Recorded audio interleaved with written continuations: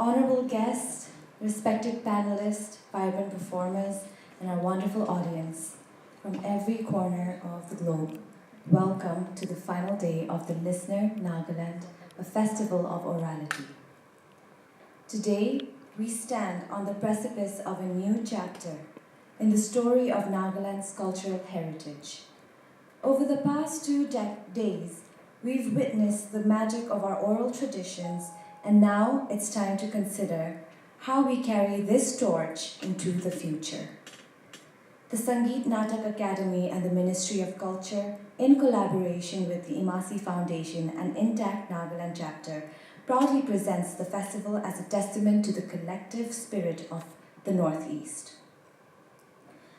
Our panel discussions today promise to enlighten, our performances to enthrall, and the collective energy to inspire. As we listen, learn, and engage, let us also ponder on our role in ensuring the continuity of these traditions. How do we, as custodians of culture, ensure its vibrancy in its modern age? To everyone present, both physically and virtually, your presence over these days have been a driving force behind this festival's success.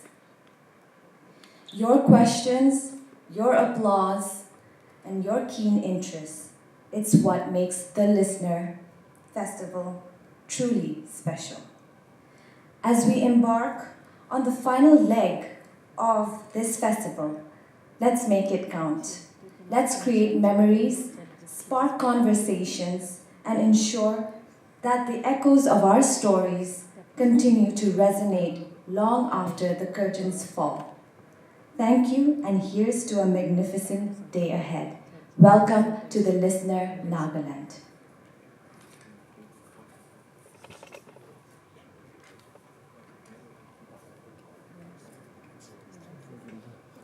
We embark on another enlightening session today, delving into the intricate web of intergenerational knowledge transmission. We're honored to have with us the eminent Professor Dr. Umarani Papaswamy, Deputy Director of the Central Institute of Indian Languages in Mysore. Her deep expertise in the field promises to illuminate this discussion. Joining her as esteemed discussants are Dr. Nisa Tungoy from the Northeast Christian University and Dr. Dharam Singh Taran, an independent researcher and founder of the Center for Karbi Studies. Get ready for a profound exploration of how knowledge flows through generation, connecting past, present, and future. Let us warmly welcome our expert for this engaging conversation with a round of applause. Of the Listener Nagaland. As most of you know, this is my first visit in Nagaland, but I always feel I have known this place and the people all along, maybe due to my exposure to Shillong. And today we have an interesting topic to be deliberated upon. This session is titled as Intergenerational Knowledge Transmission. And of course we have 3 of us here. I will take 40 minutes to do my presentation, which will be followed by discussions and kind of a Q&A session by my colleagues here. So let's start. Since we have mixed crowd here and also I see some students, I just wanted to touch upon some fundamentals before I jump into my own topic. Ever since UNESCO came out with its Atlas on Endangered Languages, people have been talking about language endangerment or language death, language extinction. And we hear many words like dying languages, endangered languages, etc. As of today, we have 7,1111 plus languages that are living in the world. Many scholars predict that by the end of 21st century, we will be left with less than 700 languages. That means more than 90% of the world's living languages will face extinction. And also, out of the 96% of the world's languages, many of these languages, 96% of them are spoken only by a tiny bit of the world's population. Just 4% of the people, and more than 1,500 languages have less than 1,000 speakers. And when it comes to Northeast India, you know that there are many languages which have just a single digit number of speakers. For example, Ruga, spoken in Garo Hills, are left with 2.5 speakers. You may ask me, what is this half? There are 3 people who can speak the language. 2 of them belong to 70 plus age group, one male and a female, and the second female, who is in her mid-50s, can speak the language, but unfortunately she has some hearing disability, so it's very difficult to communicate with her and connect with her to elicit data. So what most of the times we do narratives, but other things, whatever we want to do with her is less. But there is a village, Rukapara, which has completely shifted to the dominant language, Garo. So there are many languages like that in Nagaland too. Let us see what we can do with this. And nowadays people are not comfortable to talk about languages as dying languages. Instead of that term, people like the University of Hawaii are very comfortable by using the term dormant languages, sleeping languages. Let's wake them up. So that's the job of people who are interested in language revitalization. Linguists like me and many others around the world have been studying about languages, especially the ones that are endangered, for a long time. UNESCO's transdisciplinary role in education, natural sciences, many other sciences, social sciences, culture, anthropology, communication, and information enables it to assist in the preservation of traditional knowledge. It has been advocating the safeguarding of endangered languages for many decades. UNESCO is in fact well equipped to support the revitalization, safeguarding, and protection of traditional knowledge, mainly because of its diverse areas of expertise. As some of you know that we are celebrating the International Decade of Indigenous Languages, which began in 2022. It's for 10 years. The whole idea is to draw global attention onto the critical situation of the many indigenous languages and cultures, of course, to mobilize the stakeholders and resources for preservation, protection, and promotion of these languages. And I'm very happy the Listener Festival also started in 2022. It kick-started, but in 2023 we are doing the second festival, so we are also contributing to the International Decade in one sense.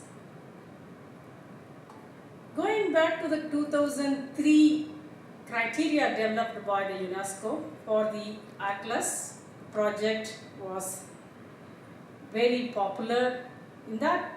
They came out with 2 atlases. One was in 2009, and as some of you know, Khasi was listed as endangered in the 2009 atlas. And Tharau, spoken in Manipur, we have Professor Yashwanta here, that was also listed as extinct.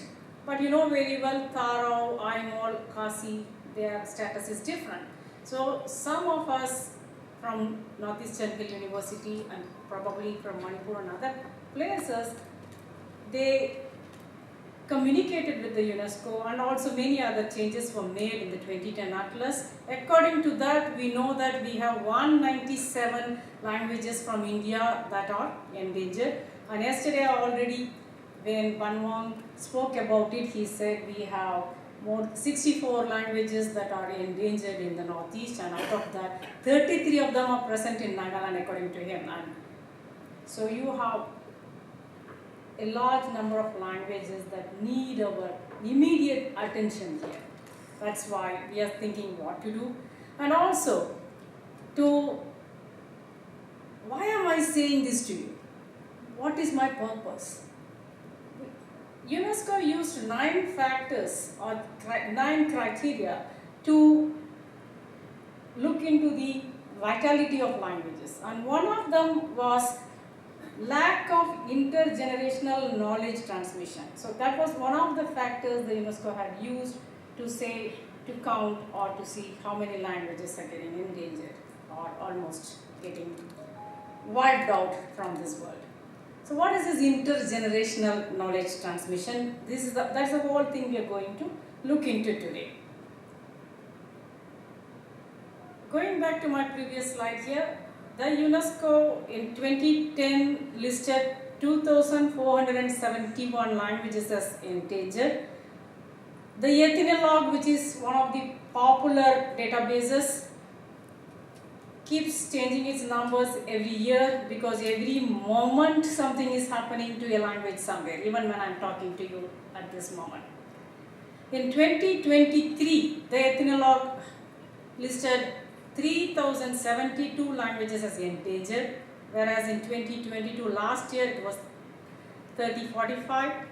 In 2019, as you can see, 2,895. There is another group at the University of Hawaii who came out with a catalog of endangered languages in 2018, and they have identified 3,394 languages as endangered. The point to be noted here is the number keeps changing, but the fact is languages are dying fast than before. They are dying fast than before we even begin to think of finding a means to document them, means to record them, and means to connect with the people. There is indeed a threat to indigenous knowledge systems, because when we talk about languages, we know that they are packed with wisdom, packed with knowledge. This indigenous knowledge should be deciphered from the people and also passed down to the next generations. So a little bit about what do we mean by tribes of India when we talk about the tribes of India. As per the 2011 census, we know we have 550 recognized tribes by the Indian government, and we have the scheduled tribe or the ST population as 8.6%. Now, why the name scheduled tribes? I think most of you except Jilwan here might know this, so this is mainly for you. So why are we having this terminology?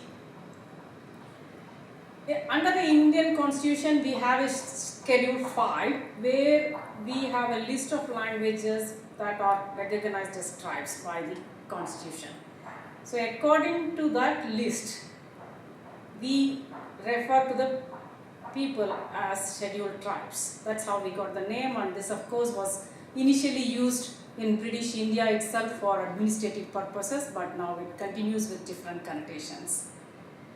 We do have 3 distinct tribal zones in India. One of them is of course Northeast India. We have at least 11% of the people or the tribes who belong to this region. Central and East India, that constitutes 85%, and Southern India only 3%. Though the number is less when it compares to the population, the number of languages is more when it comes to Northeast India. So there is no single method to find out the number, because still there are many confusions. What is a language and what's a dialect? Where do we draw a line when it comes to the varieties of mother tongues spoken in Northeast India. That's why Government of India, especially the Ministry of Home Affairs, prefers to use the terminology mother tongue when it does the census of India. Whatever you see there, the numbers are not for languages or dialects, but by mother tongues. Though we have 3 distinct zones in India, these are unique in many ways. As many of you might have observed, the tribes or the indigenous people of Northeast India are definitely economically and socially well placed than those from Central India or South India. And also, we know that this region speaks a lot of languages which are less documented, less explored, or sometimes we don't even have any documentation of it. And most of them are unwritten too. We also are aware of the situation here. Since we have been hearing a lot about Northeast India, I didn't want to put a map here. All of you are now familiar with the geographical location of Northeast India and its 7 sisters and the lone brother Sikkim.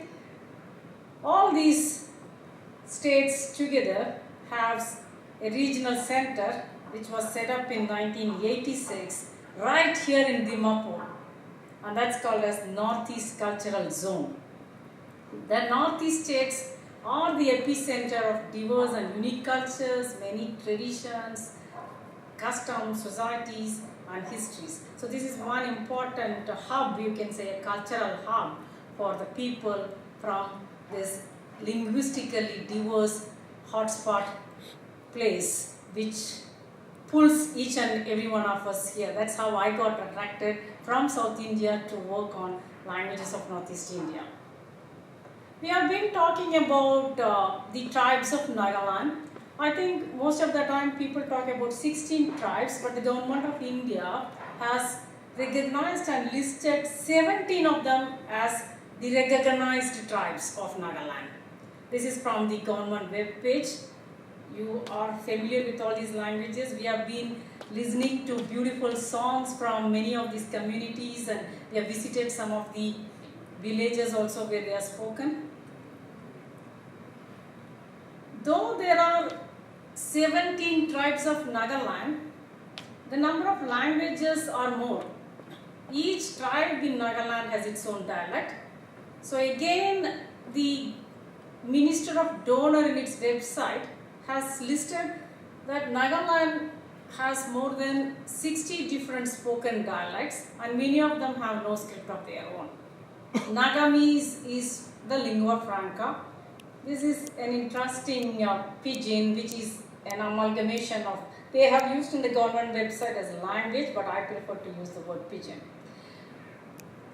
It's an amalgamation of Assamese mostly, a little bit of Bangla, and many local dialects from these major varieties of Nagaland.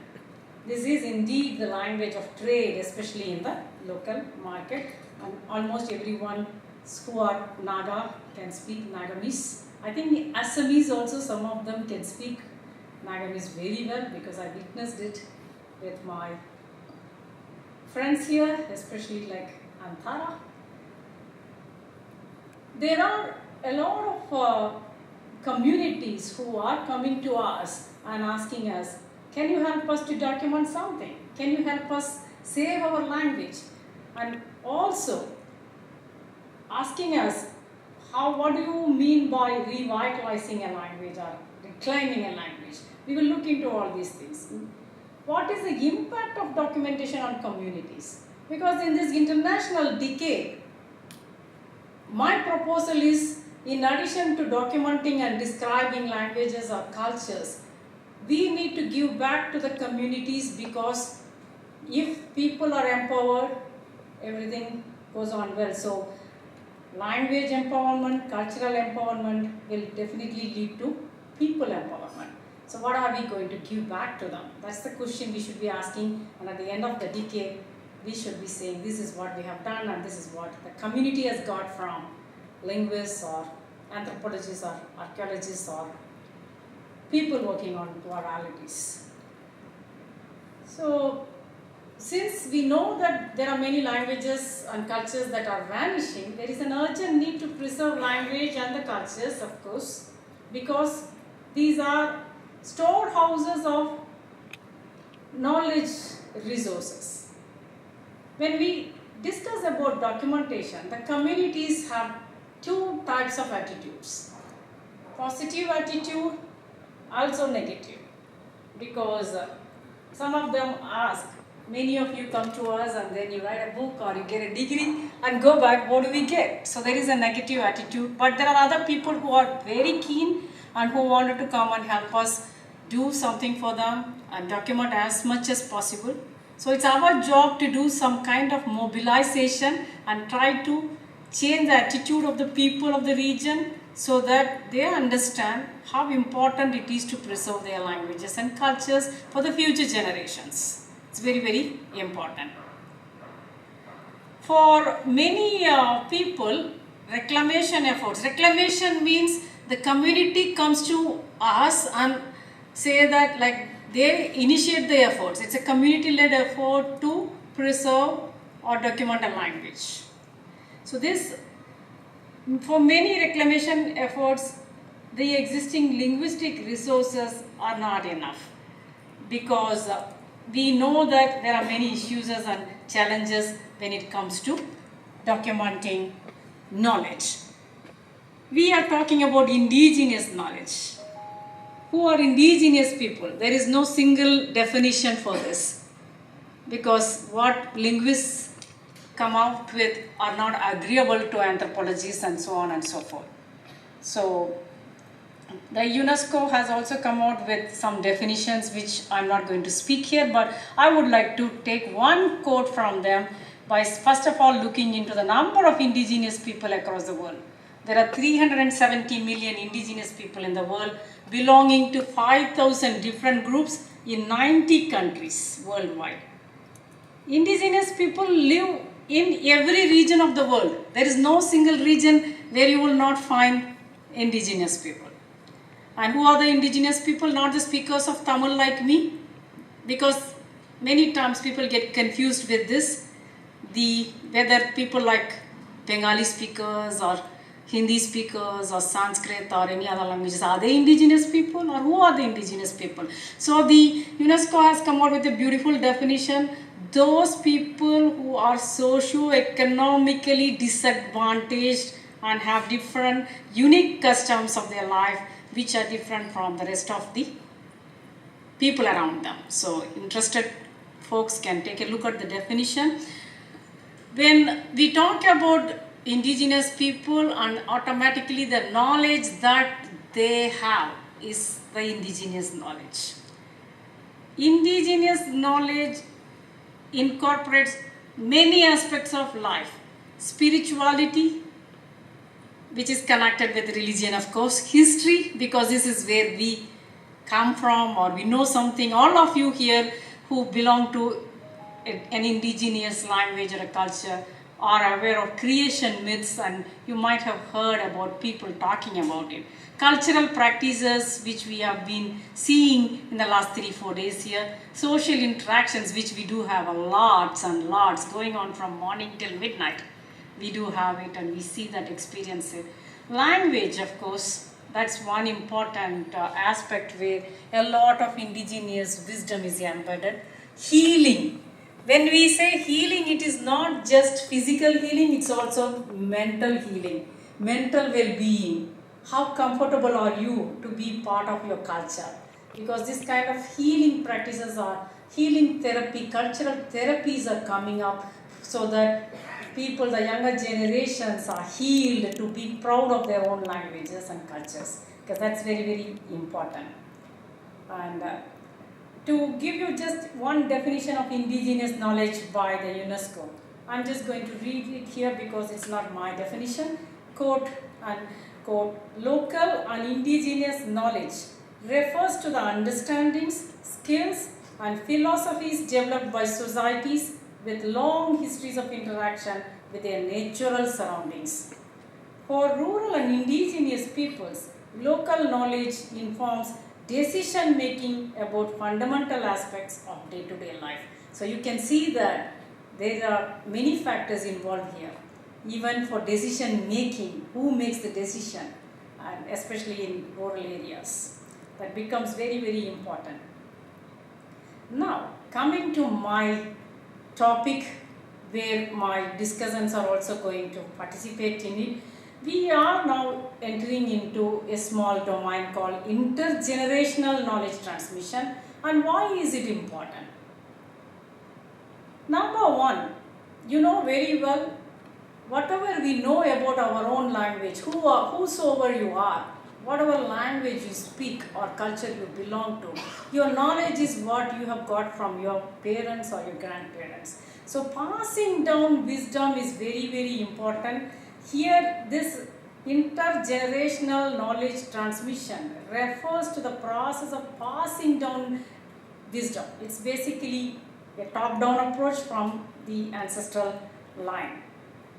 Wisdom means not just the knowledge, of course, the skills, belief systems, cultural practices from one generation to the next within a community. We are talking first within a community, and I think already in Jilwan's talk he touched about interculturality, especially when he spoke on ICH.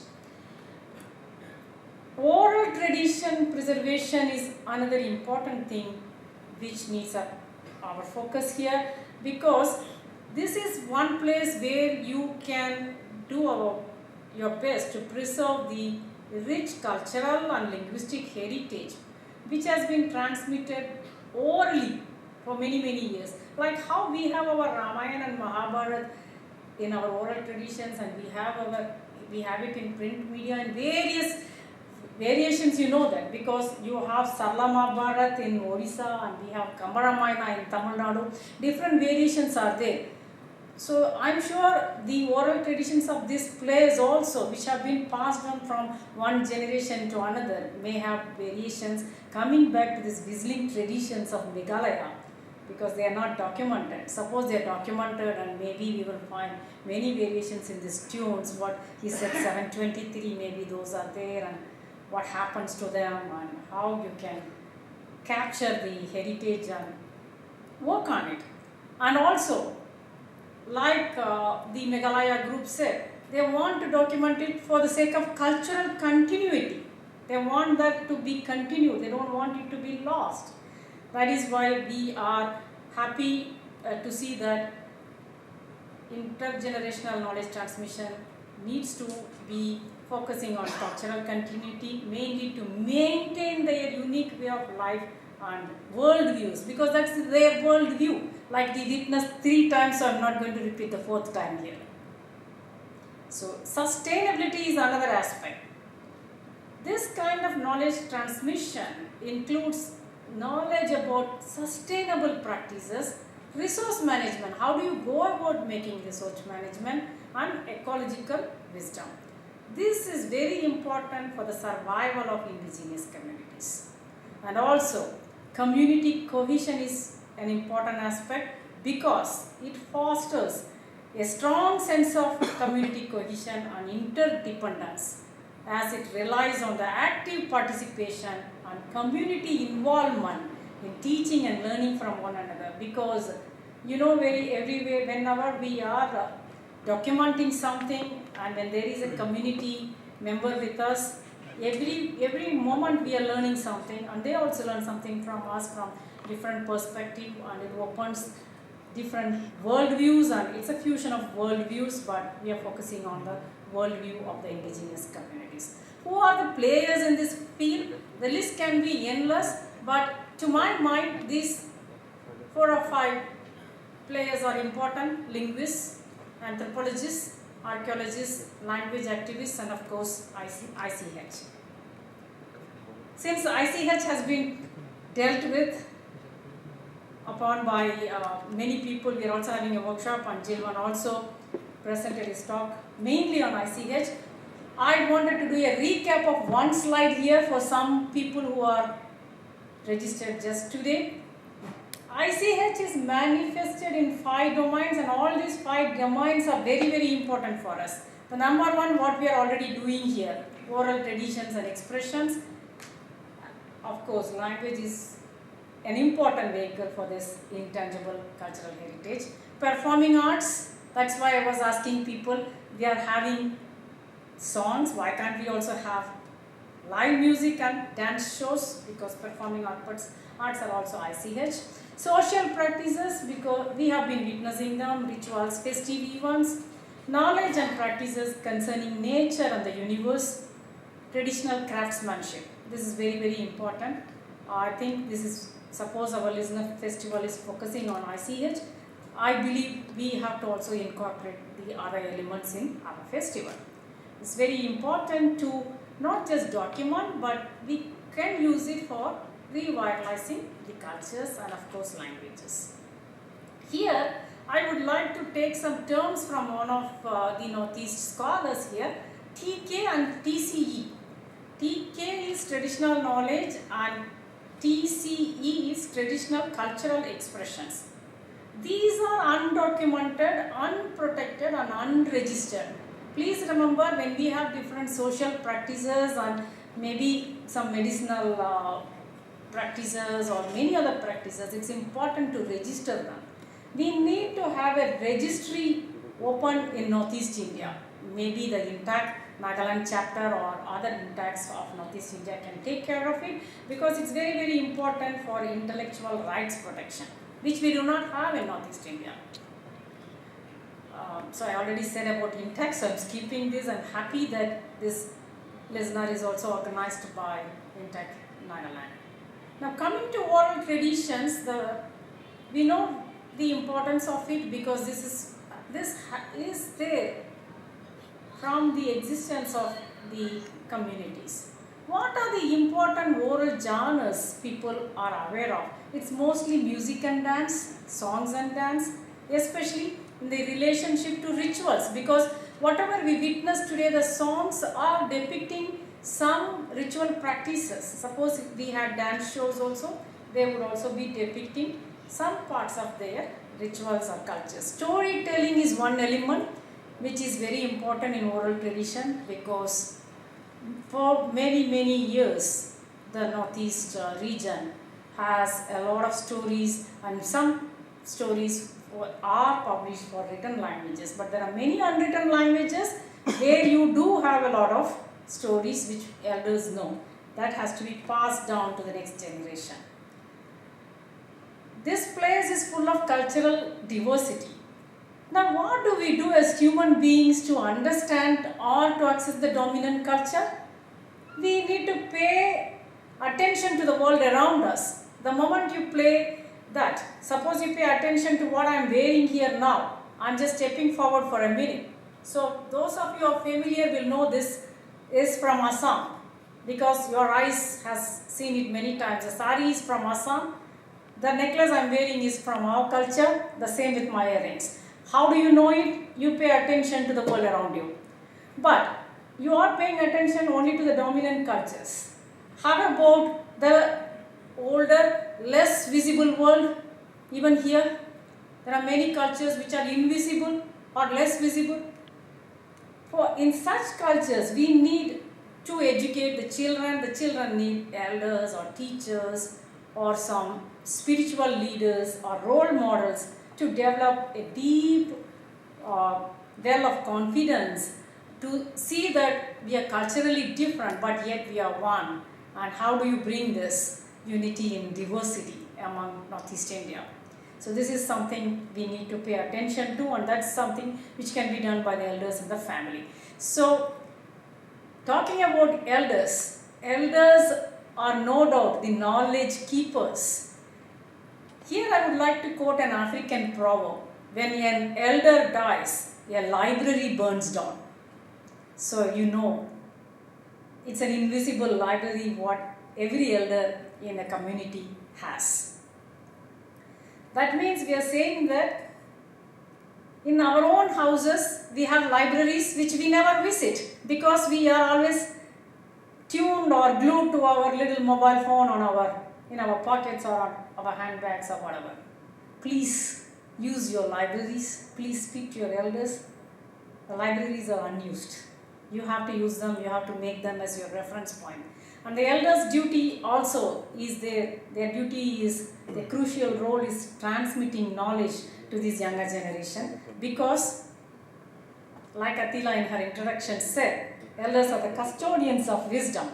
So this is very, very important, because as we grow, we gain experience. Every moment we gain experience. You are lucky if you have someone who is 100-year-old with you in your community, because their life experiences are an open book. Their wisdom will definitely be a valuable resource for the children to tap into. Teachers. When I say teacher, there are two connotations here. One are the formal teachers in the school education or college education, or our own parents, they are teachers. So teachers are guides. They have to go, the school teachers have to extend beyond formal education. They have to guide the children to understand their culture, language and the natural world, fostering a deep connection to their heritage. So it's important in schools to have some fun activities where you can allot some time, weekly 1 or 2 hours, to depict their culture or to teach them about their culture and have some kind of workshops with children. Role models are important, because role models we always look upon, like Gandhiji, Mahatma Gandhi, because every time we talk about something, oh, I want to change, I want to see the change in this world. I always tell my students, I quote Mahatma Gandhi here, you must be the change you want to see in the world. So you can see Gandhi as a role model, or Mother Teresa as a role model. Likewise, there must be some people in your own community who you look upon to as role models. So that is very, very important, and these people, they should allow children to see the value of their cultural heritage. That's why being a role model is not easy. So one has to really sacrifice a lot in order to serve as a role model for a community. Because these role models can instill a sense of pride and identity, ensuring the continuity of these indigenous traditions. The elders, of course, have another responsibility to boost the confidence through cultural roots. Because when you are young, if you are not nurtured in this, you will not be well grounded in your cultural root. That's why many times we see that, I don't want to quote anyone here, but I know a friend in Nehu Shillong who says like, I'm a Panar speaker, but my children cannot speak Panar. And that's because he did not pass it down to his children. So it's his duty. Though both parents are from Panar, they did not do it. So the children lost confidence through the cultural roots. So that is again the responsibility of the elders. And they also, knowing that history, language and traditions will definitely give children a strong foundation to navigate the modern world while preserving their heritage, because the confidence should be built right from the younger ages. I already spoke about this slide. This is about the difference between language reclamation and language revitalization. I already mentioned that reclamation is a larger effort by a community to claim its right to speak a language and to set associated goals in response to community needs and perspectives. Revitalization, language revitalization on the other hand, is driven by the crisis of language endangerment. It can be taken up by many people, a group of people involving academicians, language enthusiasts, language activists and language lovers. And it has many connotations, socio-political, socio-cultural, and it also goes beyond whatever one can imagine. But both are very popular with the members of indigenous language communities, and this is going on with large efforts here. Alright, so when we talk about language revitalization, people always point to the Maori revitalization. I must mention here, certainly this was not the first revitalization program, but definitely one of the most visibly known internationally. That's why anyone who talks about revitalization, they give the example of Maori. The same with the Hebrew. Even before the revitalization activities were done, but not on a large scale. Alright. Revitalization is seen as something about issues of self-respect and empowerment because you are reclaiming one's ethnic identity according to claim.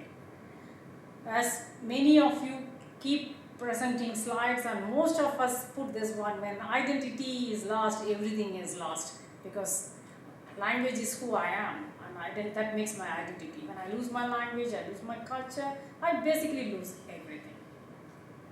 Now, what's the connection between language and culture and revitalization? Revitalization is not just about language, but also the culture of the community.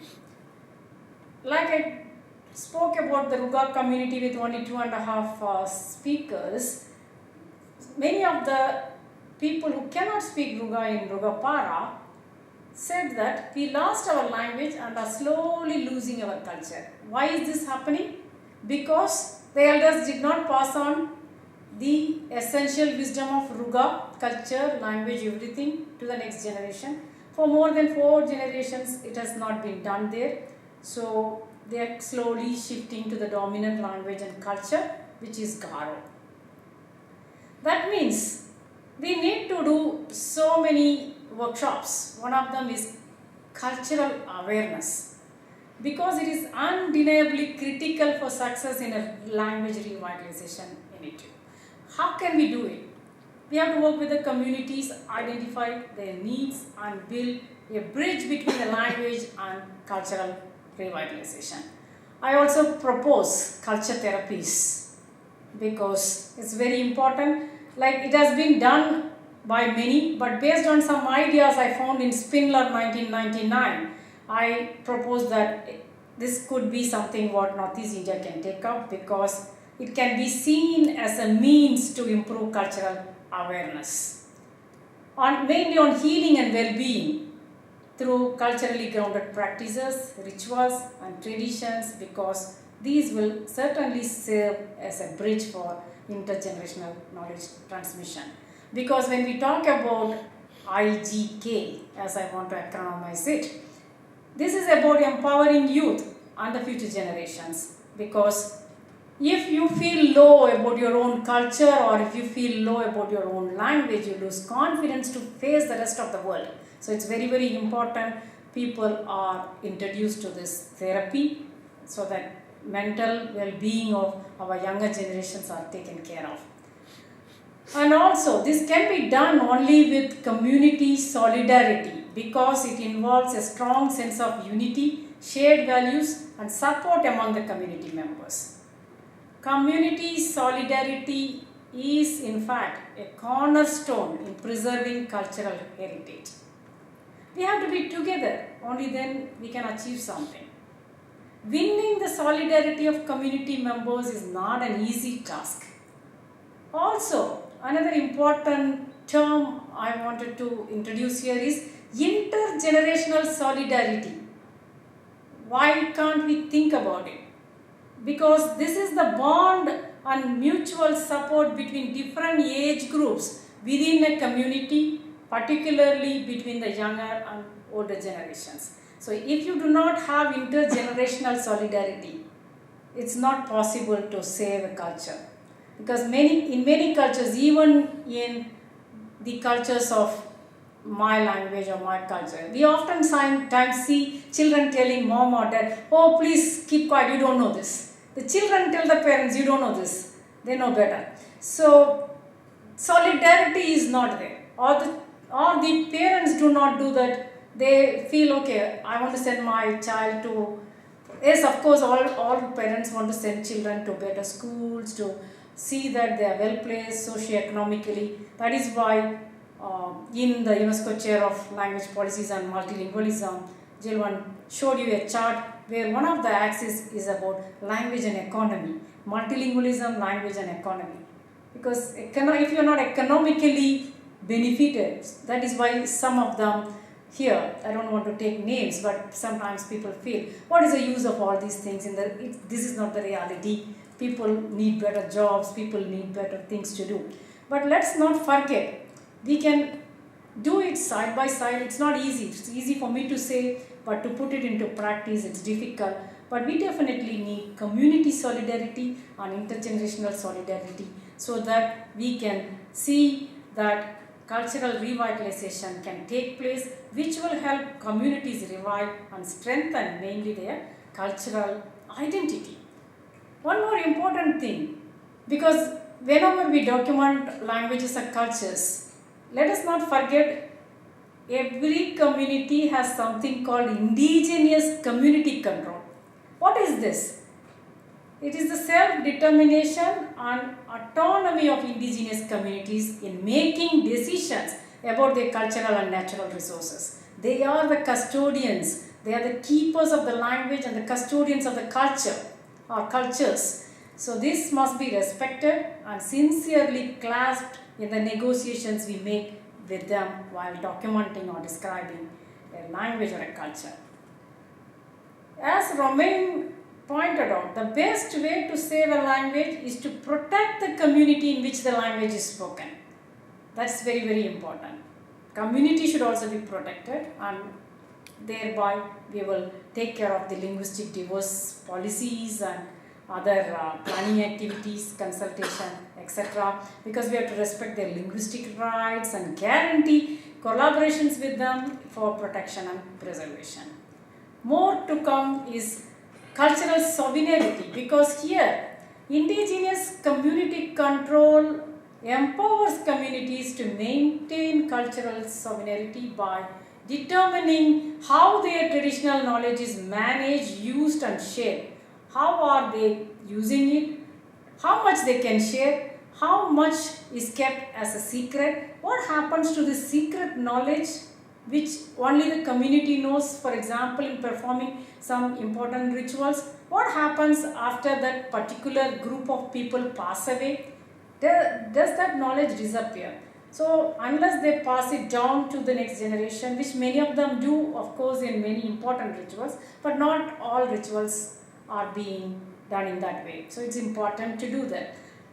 But somebody has control over it, so that there can be two types of documentation. Documentation for the public use and documentation which can be only for community purposes, and that too if you have secret knowledge that can be documented and preserved only by that small group of people who are custodians of that precious knowledge of their cultures or their tribes.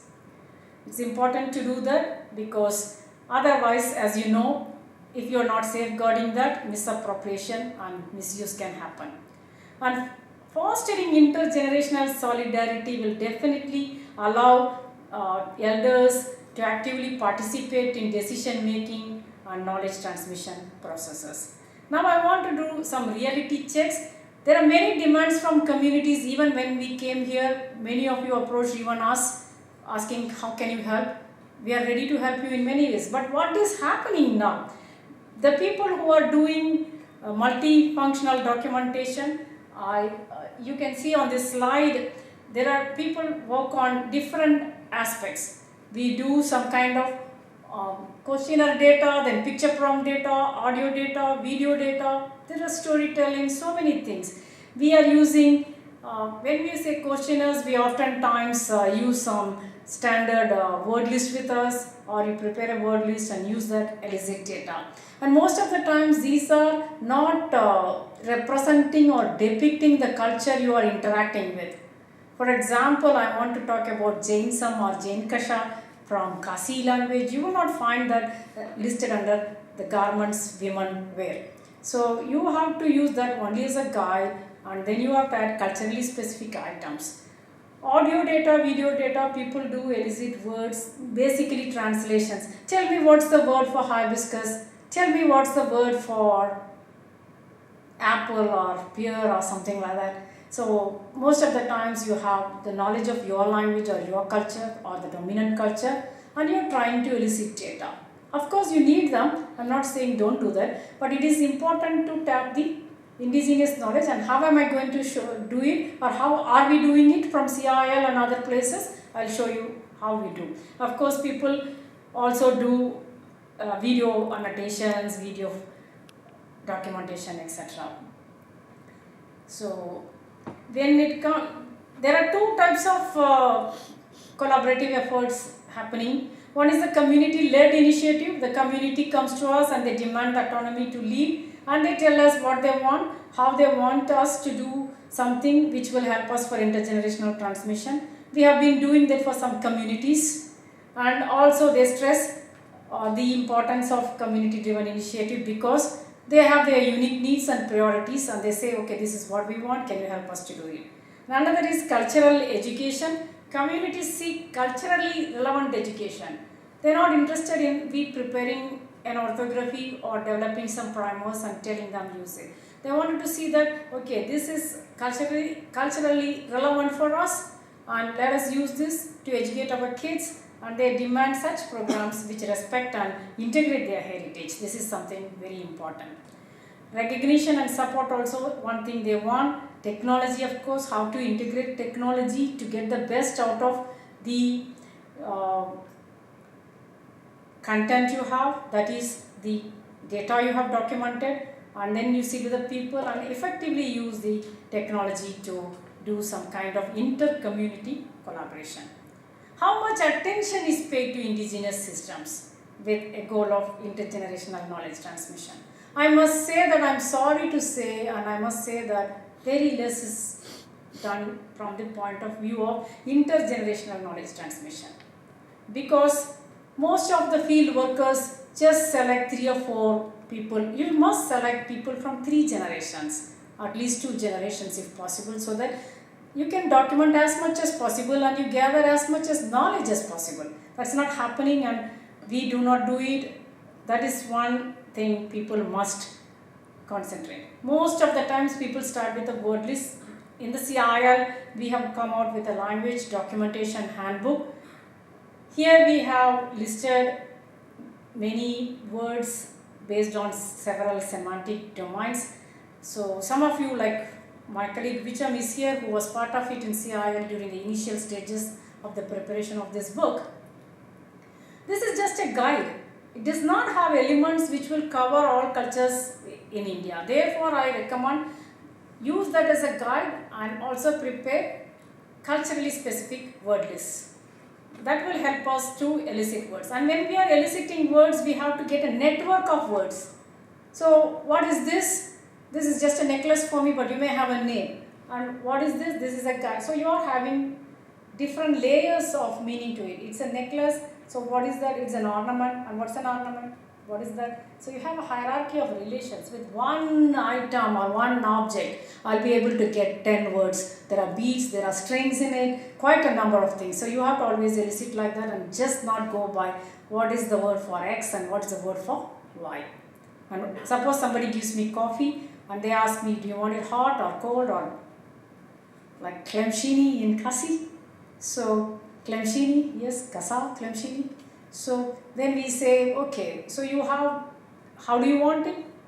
Cold. Then immediately I ask, okay, I want hot coffee, but what's the word for cold coffee? So that's how we elicit and make a network of words. So picture prompts are very important because a picture speaks more than 1,000 words, right? So these are some of the pictures we clicked. Of course, one of them is familiar to you. I just clicked it in Kohima 2 days back. The door, you can see that. So the other picture is a ritual practice of Athon community. So if you see this picture, you know nothing about it. You must know what are these elements, because you have to see what are these and what do they signify. There's a lot of knowledge embedded here. And what are they doing here in this Athon community? So you need to, you can click as many, you can make a picture album, go to a village, spend 7 days and make beautiful pictures of the natural surroundings there. Now you have digital albums, have it on your laptop and then talk about that with the people and elicit as much knowledge as possible. It's not possible going and doing it without that, because, and randomly also you can click, of course, when you come across new pictures and new things around you. That's how we learn. Curiosity is the mother of invention, right? So that way we need to be curious about everything around us. Here are some more pictures of Athon community. So you can see 3 men enjoying their rice beer and how happy they are, and they're probably sitting at the end of the day and having some conversation. There are a lot of objects in this picture, and you can talk about how do they make the rice beer, or what are they doing, what is that part, and what kind of things they do. Likewise, other picture about the tree house, and you have jorpy, a fishing material, and men at work, how do they work, what kind of knowledge sharing takes place here. More pictures, these are also from Meghalaya. Meghalaya, unlike the rest of Northeast India, uses baskets for various purposes. One of them is shown here as for storing the vessels that are clean. You also use baskets for carrying child or carrying vegetables, many more things. And also you can see a man at work. So in a natural setting, what is he doing and different actions, and is this his occupation or is it he doing for a living, and what was his traditional occupation. You can start up a story with one picture and learn more. Here's another interesting picture. This is from Lingam community. Lingam is one of the Khasian languages spoken in Meghalaya in West Khasi Hills. This picture where you see wood is stored, I think this is a common picture all over Northeast India. But the other one is interesting from a different perspective. This is how people are classifying or counting things when you in a market, in a local market. There are different routes here. Like it's just, you cannot say it's a heap of ginger or what. In English, there's no special term for this, measure terms. So in their languages, how do they do it and what are these? You can talk about it. And here are the most beautiful brooms, I must say, from this region. Whenever I go to Meghalaya, I pick one or two of these brooms with me because they are the best ones I have ever seen. So there is a community which does that, and of course you find them in many places in Meghalaya. And here's a picture I clicked again in, I think it was in that village where your Hornbill festival takes place. So where we went, the Kisama village. So it's interesting to see what is hung here in front of the door, and each of them will have their own significance. Why is it hung like that? Why is this? There is a skull of an ape there. What does it signify? So many things to ask and pass on that knowledge. Not just to ask, pass on that knowledge to the next generation. And also, we can also undertake dialect surveys, because here in many rituals, communities, this is a community, Lamkang community from Manipur. Here, after they completed a dance ritual, they just gave us a post. This picture was clicked by my colleague in CIL. Here, through some kind of language surveys, you will be able to elicit words and know more about the culture, about their activities, archaic words, and words which are not generally used in their day-to-day life, but they are culturally important. It is very, very important because it's not possible to find them when you are doing data elicitation with a word list. Active elicitation is another technique we must do, because we will ask people to sit in a group, maybe over a bonfire or something, and maybe enjoy their hospitality or have a drink with them or eat with them. And then during that time, we can have spontaneous recall vocabulary. Just open up some conversations and ask them, can you tell me the names of the plants you grow in your garden? Instead of asking what's the name for paddy or what's the name for hibiscus, you can ask them, or how to make a particular dish. It's not just about what they know, you can also ask about different types of laughters or other things. So many ways. How do you, like their whistling sounds you saw, different ways of naming, like that, do you have different ways of laughter, etc. Elicitation from media resources is also very important, because media can function at various levels. That is why many of our friends, especially Ezekiel, he's every time emphasizing on the creation of community radio stations, and maybe in future they also want to do television shows. This is from UNESCO New Delhi. They have some proposals to create community radio stations, and I'm going to be involved in it in Shillong. So maybe after Shillong is going to be the starting point for that, and maybe it will come to other parts of Northeast India very soon. I think it's going to be in the first week of December. The dates are not yet fixed. So because we feel like this is mainly for awareness. In many parts of the world during COVID times, community radios played a vital role. So Hesigil and his team want to do that for Northeast India. Because this media will certainly provide opportunities for the voices unheard, because there are many voices that are unheard in the Northeast. That way radio will have some place for the people to have a say in the language they speak and understand. And also we can create a lot of digital language resources. Like I said before, this will lead to language empowerment, which in turn will lead to people empowerment. Of course, the more the merrier. I can go on, but I'm going to cut short now and try to come to my last part of the talk. Here we are saying that we have to make or document and create language and cultural resources. For many people, my first priority is for community. Then comes academic purpose and other, like you can have community alone also uses. There are many uses of these resources, because we are documenting for what? To preserve someone's language or culture which is dear and near to them. So it's better we keep it near to them and for them. That's why again and again wherever I speak I say, what are we giving back to the communities? We must give back to the communities, even if it takes 2 years, 3 years to do some piece of work.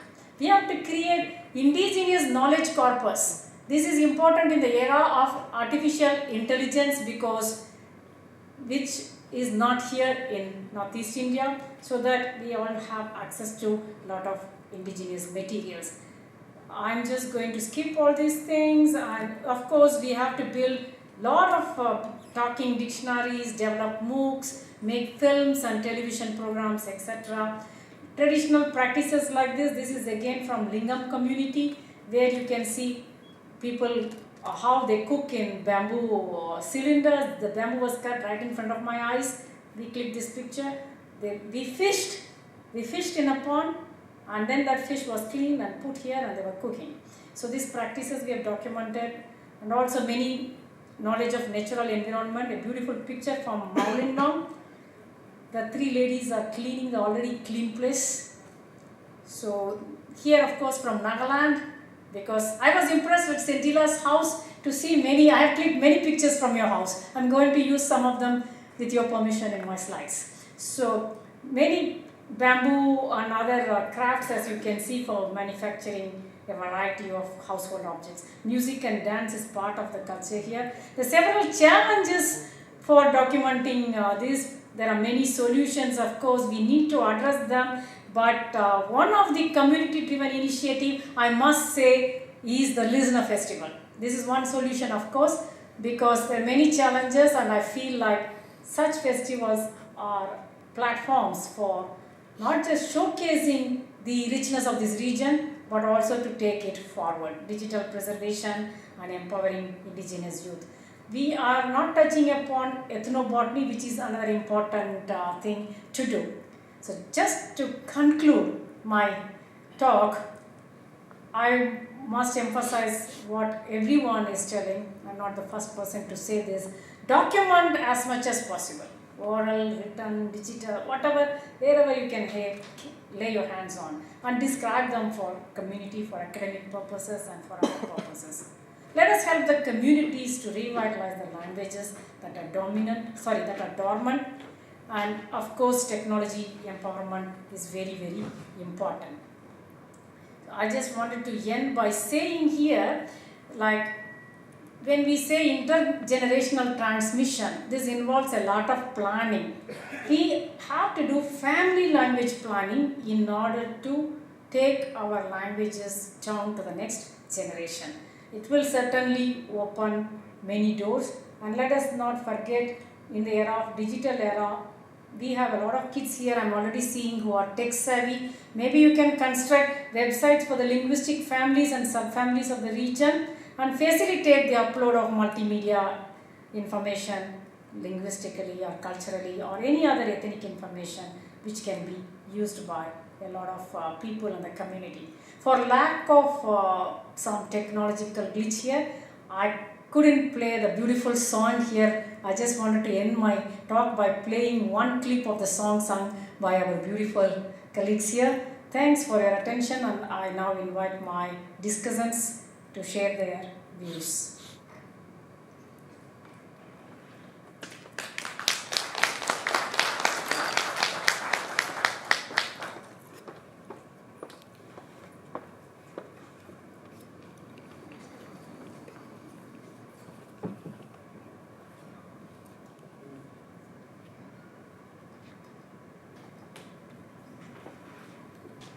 Very insightful and engaging talk.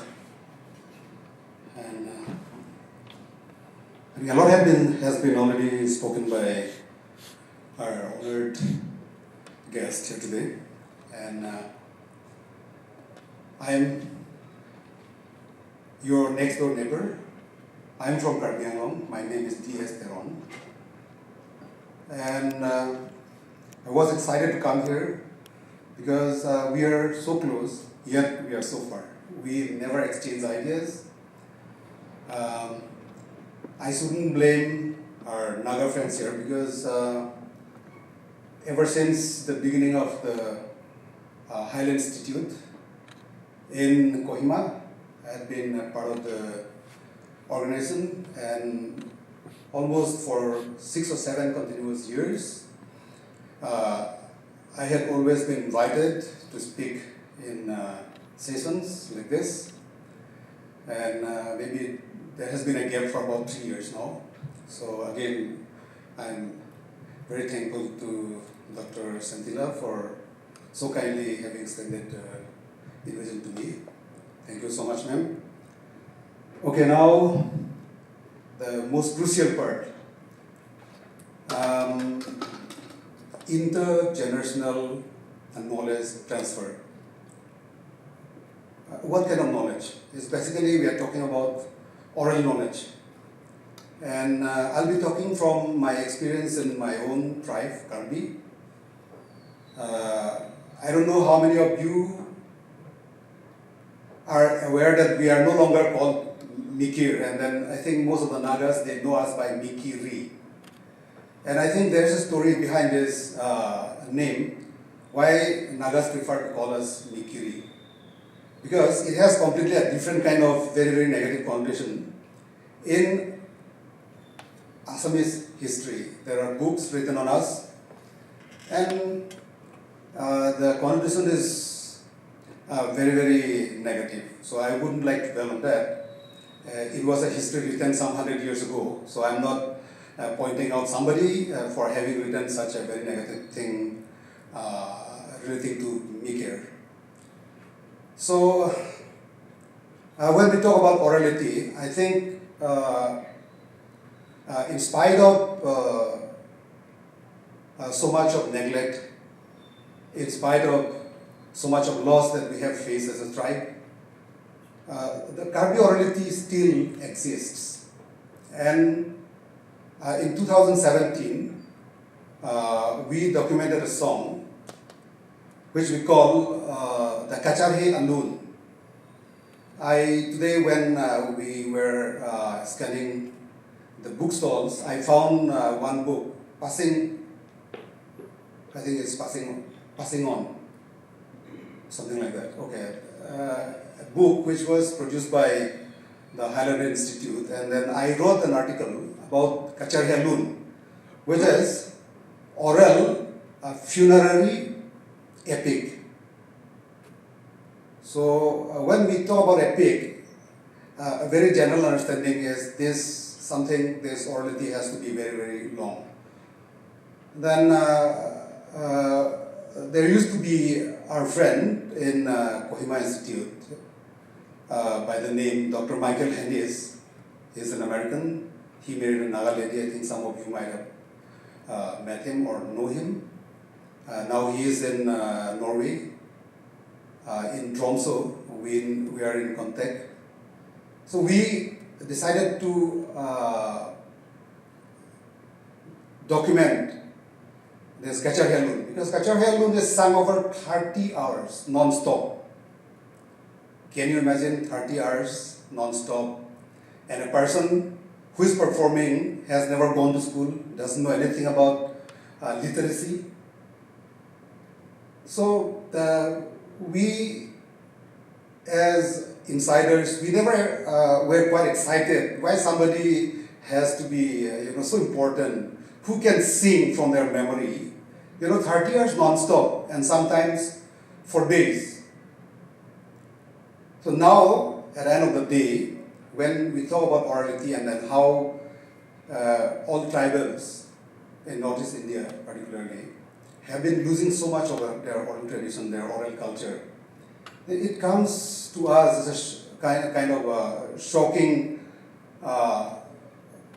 kind of thing. It shocks how a song is sung 30 hours non-stop. I think no such instance exists anywhere in Northeast India. I don't know if there is any. I'll be very glad to actually go and see the performance myself, because I think we are only the last few people who still have this tradition. And then our young hostess, she was asking us to have create memory. So memory plays a very important part in in documenting, in perpetuating our oral tradition. And 100 years ago, the only important ethnographic work that was done by the colonial authors is called the Mikirs, that was written in 1908. And the author, he was very specific, calling the Karbis as a race with a very short memory. A race with short memory. But I find it strange, he should have still lived today to see this oral singer performing this Kachari alone for 30 hours non-stop, and then you call us a race with short memory. So there must be something wrong. Their understanding of how memory cannot be race-specific, memory cannot be region-specific, memory cannot be, tribe-specific or individual-specific.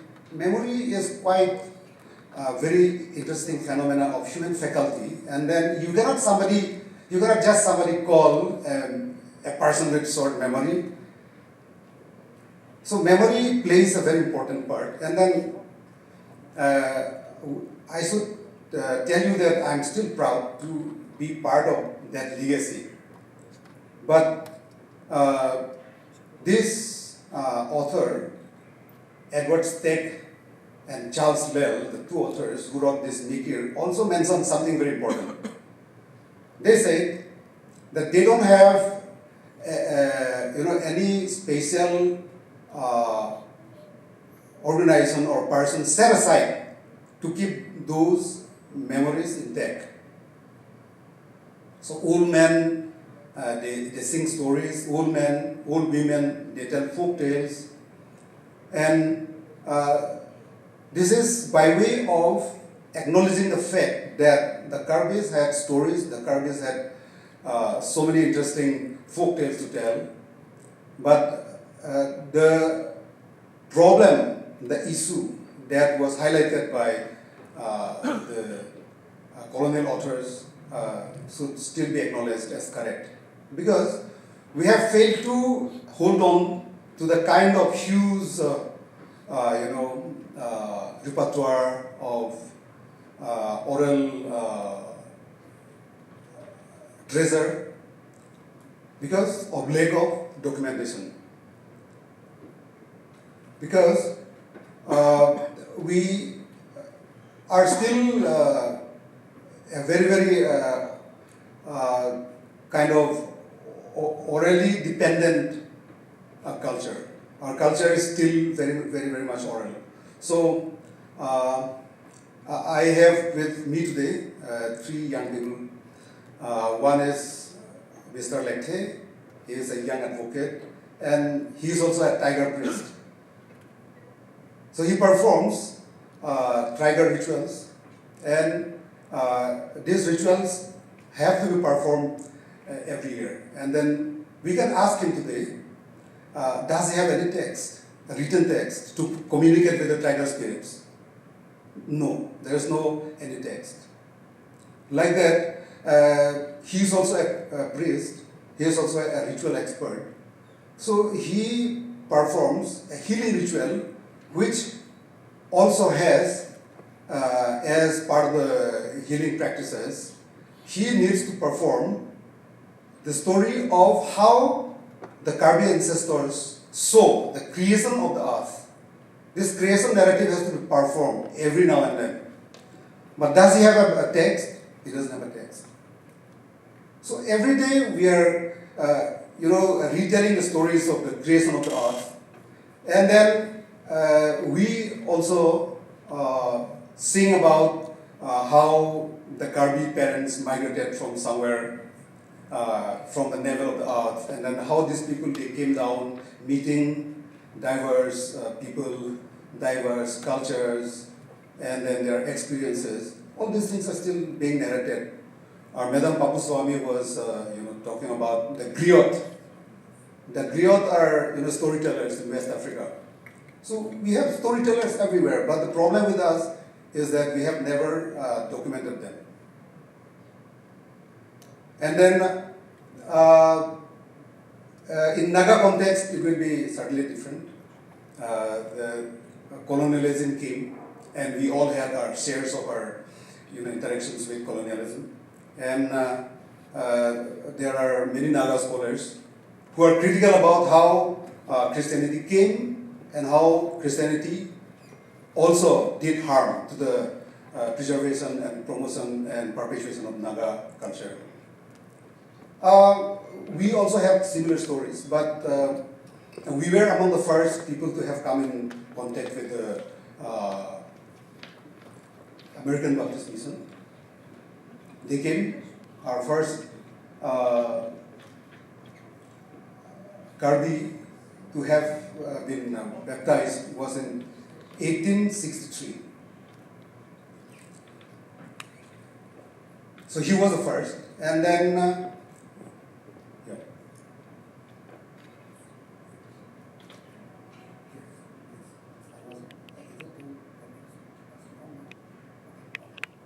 thank you so much for reminding, because of the Karbi are literate, but in what sense what sense do we make out of it? It's only people who can read English alphabet or Assamese alphabet or maybe Hindi alphabet, but not as literate as we would wish them to be able to document the songs, document the stories, folk tales, and the oral treasures. So we have, in Karbi context, I think you must have heard about the Karbi Youth Festival. So this is celebrating 50 years in January. So this is also, I think, the oldest ethnic youth festival in the region, and the largest in terms of the kind of crowd that it draws every year. And this is the only organization in Karbi standard that this festival has been continuing non-stop without ever having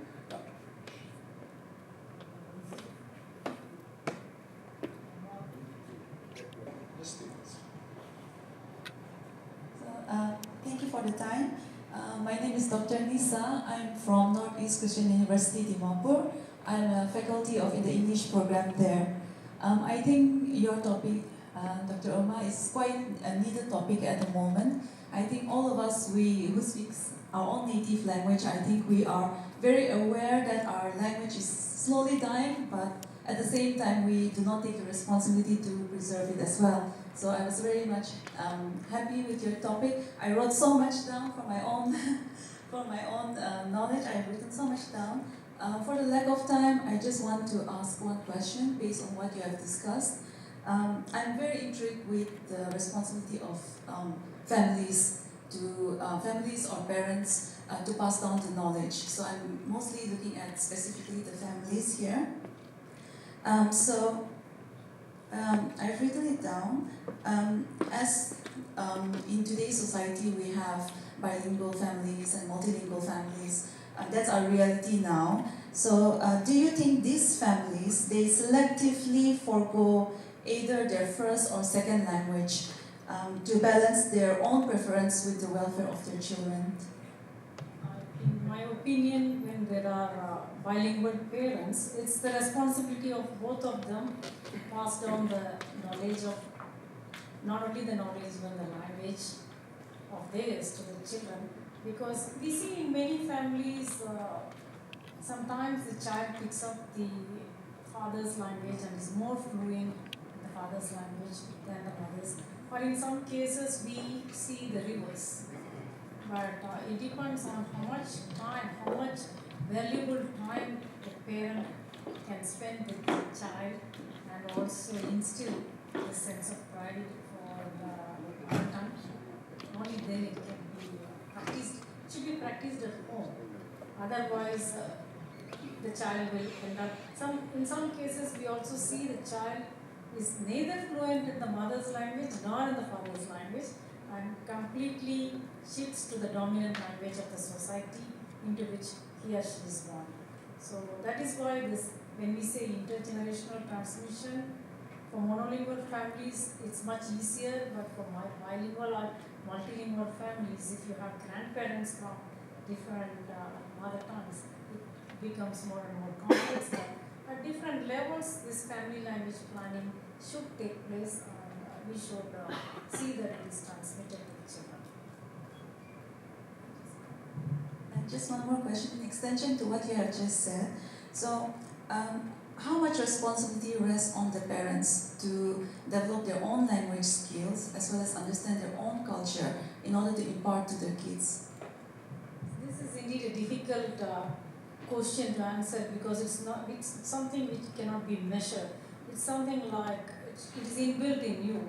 Give as much as you know to your child, as much as you know, and you also have to learn as a parent to see. Suppose some parents themselves do not have enough knowledge, then that is why we are emphasizing this intergenerational knowledge transmission. That means they did not have complete control over what they know. So the more they learn, the more they can give. And it's important because they are the custodians of the language, the keepers of their wisdom.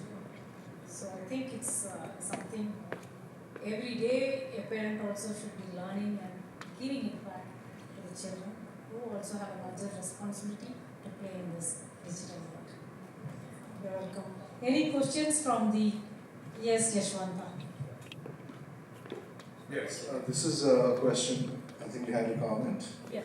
Giving me a chance, and this is not really the question that I want to give the comment on Uma's topic. That his topic, our topic is very important, and we should love our mother tongue, and we are the people we should generate, or we have to give the intergenerational solidarity and knowledge transmission. We should do that, and in this also very simple the thing is that we are always time singing songs of the Baba, Black Sheep, Jack and the Jill like this, then London please fall down. Like instead of that, we can do our own. Say like for example, I just came yesterday from that Nagaland University. Like you have the folk song like Ho Alho Selo, Alho Je Selo, Hale Lu Zaha Selo, Ho Ye Ho, like this. Then in Sumi also, then Rota also, then Chak also, then Sang also, like this. We should try our children to give our folk song instead of the giving of the Baba Black. See, only this much I want to say, that this will generate our knowledge transmission. Thank you. Sorry. Please give me that mic. He wants to add to it. Oh, he's leaving. Oh, here, someone wants to ask. मैं कल भी सारे दिन seminar में बैठा था और आज भी मैं सेमिनार में बैठा हूँ और आज के लेक्चर में language is something like a vehicle of the culture. If language goes, culture slowly and gradually die out. लेकिन आप कल भी और आज भी एक शब्द भी न तो मदर टंग को यूज किया, न तो असमीज स्पीकर असमीज को यूज किया, न नागा स्पीकर अपने लैंग्वेज को यूज किया. We are competing how fluently we can speak English. तो ये जो सेमिनार है लाखों रुपए खर्च करके हम जो कर रहे हैं, what message we are giving to listeners through media or by attending this? आपने तो एक शब्द ना हिंदी में बोला ना अपने मदर टंग में बोला. आप you are speaking fluently English, लेकिन आप अपने मदर टंग का भी तो एक शब्द भी नहीं बोला. तो व्हाट मैटर्स? आप you are delivering the importance of language in preserving the culture, but you are not giving that message. Can anyone translate? Because I don't think any of us understands Hindi. I don't understand Hindi. Who knows Hindi? Yeah, Hindi. Sanjeev, please come. Yeah, he's asking why are you not using your own? Why are we not using languages of this region, Hindi or mother tongue? Mainly to see. Okay. Why don't you answer the question? Thank you. I don't think this question was over. This question was done up. So the question, the reason being we are, how do I say, that we have people from different language backgrounds here, and people. Can I answer that question? Yes, please. I appreciate it. Today, I appreciate what he says, and this is why the listener is there, right?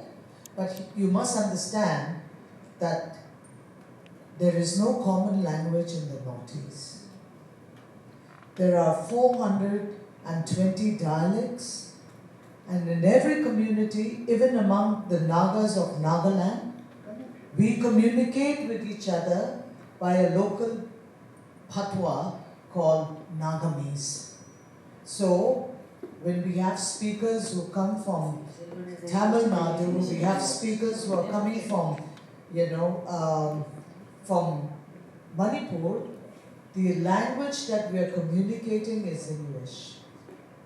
And that's why I quite understand why you have questioned as to why listener is not spoken in one's own language. If you've been here, I think in yesterday's we had some sessions in English, but today you will get to hear local languages being spoken by the presenters. It endangered, and how do you make it into living? What is the criteria that is being adopted? And are we using the 2011 census data for determining the extent of endangerment? Yes, this is one question for which we can throw 3 or 4 more conferences to answer, because this is one thing which even Jilwan and I had been deliberating upon in Mysore. Are the 9 factors laid out by UNESCO 2003, which led to the development of the Linguistic Atlas 2009 and 10 valid enough? We had long debates, of course, as you can recall. It's very difficult to see what works for one country may not work for another, is something what people are coming out with. Nevertheless, we need to start somewhere, right? Because that is why we are talking about it. And intergenerational transmission is one of the factors. There are other factors. Numerical strength, in some countries they take that as one of the criterion to say if there are less number of speakers, there is more threat for a language, because we see that it may disappear any moment. But I wouldn't say just numerical strength, because to give you the example of Ruga again, there is an entire village of Rugapara. Many thousands of people are there. It's not the people, it's the Number of people who use the language matters, not the numerical strength of a particular community. The census of India will give us not the users of the language, but the speakers who belong to a particular community. So there are some such differences which need to be sorted out, but many languages are dying. Let us discuss more about this over a cup of coffee or lunch, because Attila has come to the stage to thank us. Thank you so much, Dr. Uma and Dr. Prannoy. Thank you.